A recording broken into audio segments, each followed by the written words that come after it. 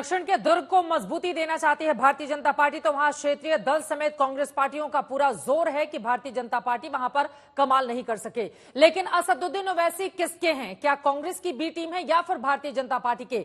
कई ऐसे मुद्दे हैं जिसको लेकर दंगल में बड़ी चर्चा हम करने वाले हैं। खास मेहमानों की मौजूदगी है, उनका परिचय आपसे करवा देती हूं।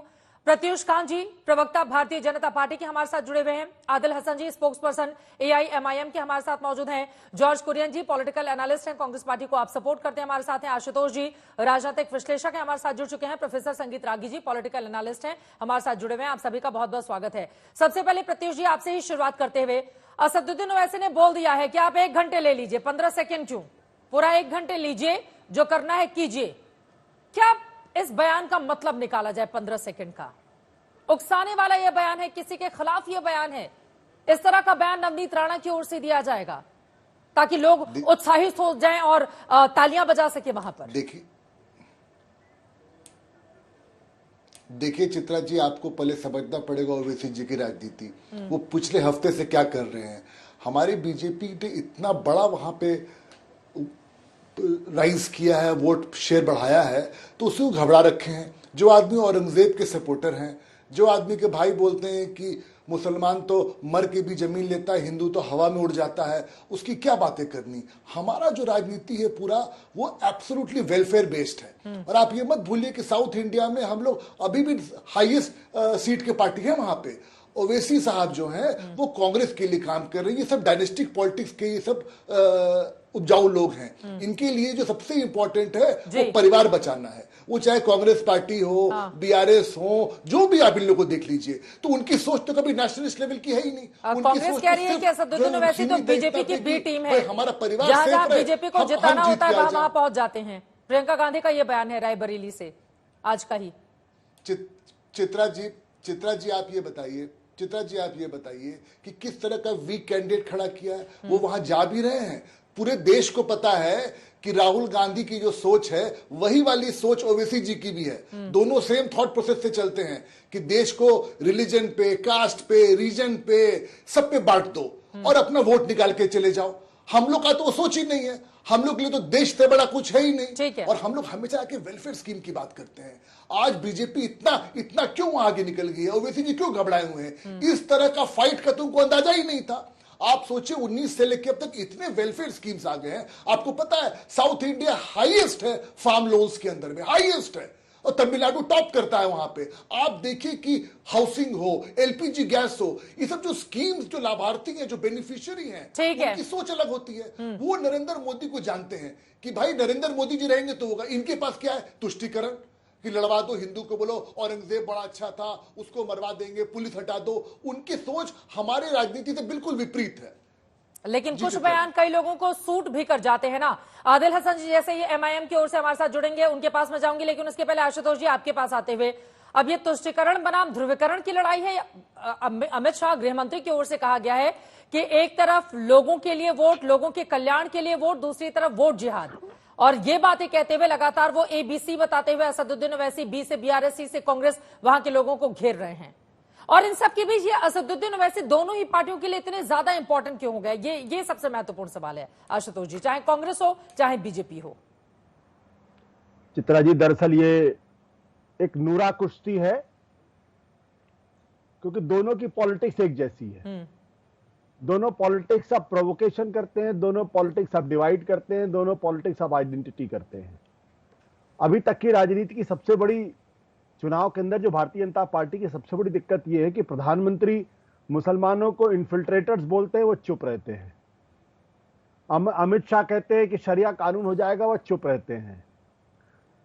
योगी आदित्यनाथ कहते हैं कि अब तो वो लोग आ रहे हैं जो गाय कटवाएंगे, और उसके बावजूद भी हिंदुस्तान का मुसलमान चुप है।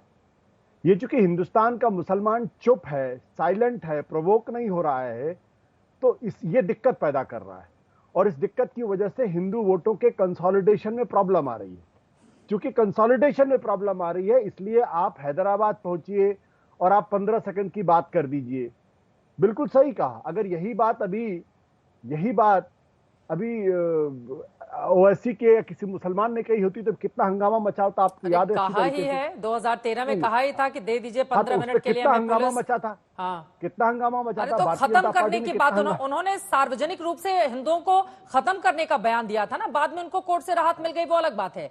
बट उनका बयान अगर हम सुनेंगे आशुतोष जी, उन्होंने कहा था कि 100 करोड़ हिंदुओं को 25 करोड़ मुसलमान।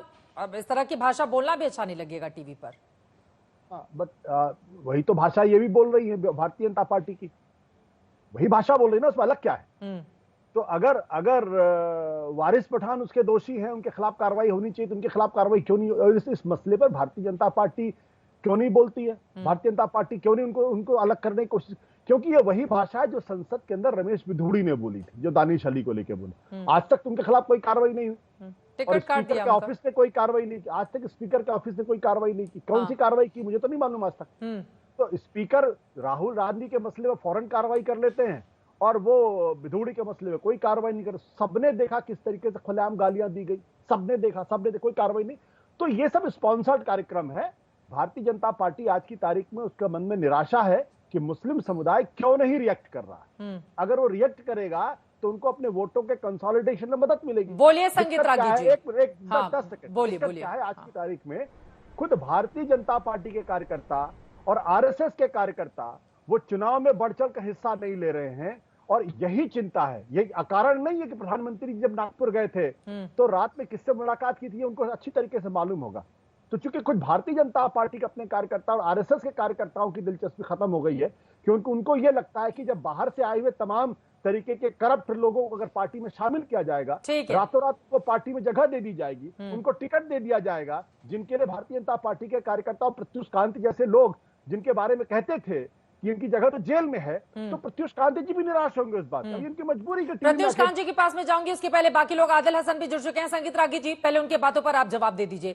ये 15 बनाम 15 की जो लड़ाई है वो बीजेपी को सूट करती है क्या, संगीत रागी जी? देखिए पहली बात तो आशुतोष जी को राष्ट्रीय स्वयंसेवक संघ में बहुत दिलचस्पी है। भारतीय जनता पार्टी के घरेलू अंदर की बातों को उनको बहुत ज़्यादा जानकारी है, मैं उस पर क्या टिप्पणी करूं।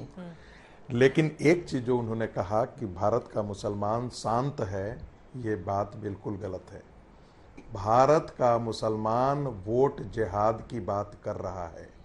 मुस्लिम लॉ पर्सनल बोर्ड का एक व्यक्ति खुलेआम मदरसों में आकर के कह रहा है, मस्जिदों से ऐलान कर रहा है कि दिल्ली की गद्दी पर बैठने वाले व्यक्ति को हराओ, भारतीय जनता पार्टी के खिलाफ वोट दो।